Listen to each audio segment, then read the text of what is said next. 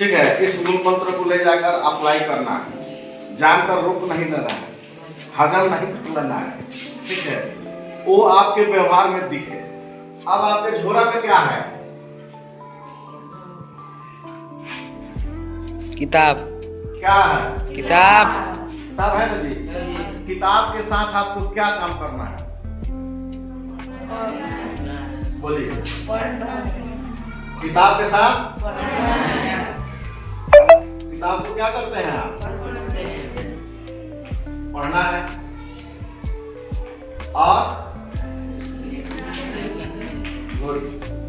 क्या करना है? किताब के जो पढ़ते हैं आप, ठीक है, तो आपको लिखना भी है,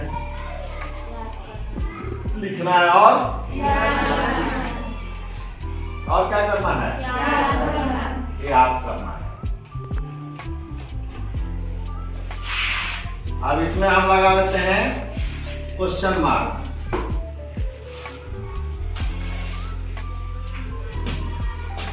ये काम करना है, आप करते हो कि है कि नहीं? आप कुछ करते हैं, कुछ में प्रश्नवाचक चिन्ह है, नहीं भी करते हैं। बात समझ रहे हो ना जी?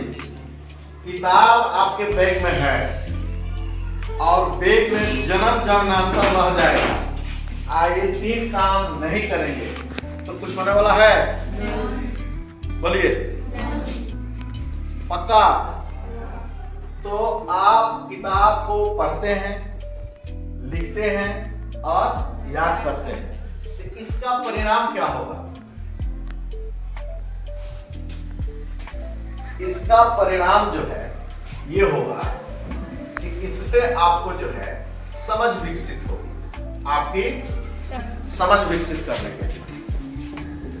अगर आप ये 3 काम करने से आपकी समझ विकसित नहीं हो रहा है तो समझिए कि आप सही से ये काम नहीं कर रहे। और समझ विकसित जब होगा, ठीक है, समझ विकसित होगा तब जाकर आप क्या बनेंगे? समझदार बनेंगे। समझ रहा हूं ना? तो किताब है, किताब को पढ़ना है, लिखना है, याद करना है। जब ये 3 काम करेंगे ना तो आप में समझ विकसित हो जाएगा। जब आप में समझ का विकास होने लगेगा तब आप धीरे धीरे क्या होंगे? समझदार। अगर आप समझदार नहीं बन रहे हैं समय के साथ, उम्र के साथ, तो आपका पढ़ाई जो है सही ट्रैक पे नहीं चल रहा है। अब मान लेते हैं कि सिवान से दिल्ली जाना है, तो उस दिशा वाली पटरी पे न जाना है जो पटरी दिल्ली जाती है। तो पढ़ाई का, शिक्षा का एक ही तात्पर्य है कि आपके व्यवहार में बदलाव हो, और आपके व्यवहार में तभी बदलाव होगा जब आप में समझदारी विकसित होगी। और जब समझदारी विकसित हो जाएगी तो क्यों बनना है समझदार? क्यों अपने समझ को विकसित करना है? एक सवाल आपसे भी, अपने आप से, क्यों किताब पढ़े? आपकी मर्जी, पढ़ भी सकते हैं, नहीं भी पढ़ सकते हैं। तो किताब इसलिए पढ़ना है आपको, किताब इसलिए लिखना है, जो पढ़ी हुई बात आप लिखते हैं, याद करना है क्योंकि अपनी समझ को विकसित करना है। और आपकी जब समझ विकसित होने लगेगी तो आप समझदार बनेंगे। जब आप समझदार बनेंगे तो पहला काम जो है करेंगे, है कि नहीं? खुद को समझे बिना दुनिया को समझना मुश्किल काम। पक्का? तो जब समझदार हो जाएंगे ना तो खुद को समझना शुरू करेंगे, धीरे धीरे शुरू करेंगे। आज जब खुद को समझ लेंगे तो आपको कौन पहचानेगा? पड़ोसी? किसको पहचानना पड़ेगा? खुद को पहचानना पड़ेगा, आपको पहचानना पड़ेगा। अपनी कीमत जब आप ही खुद गिरा लीजिएगा तो कनक कुमारी, मुन्ना या क्लास में जितने लोग बैठे हुए हैं, आपका वैल्यूएशन जब आप ही जीरो लगा लिए हैं तो फिर कौन दूसरा लगाएगा? समझ गए? तो समझ गए तो यही मूल मंत्र है।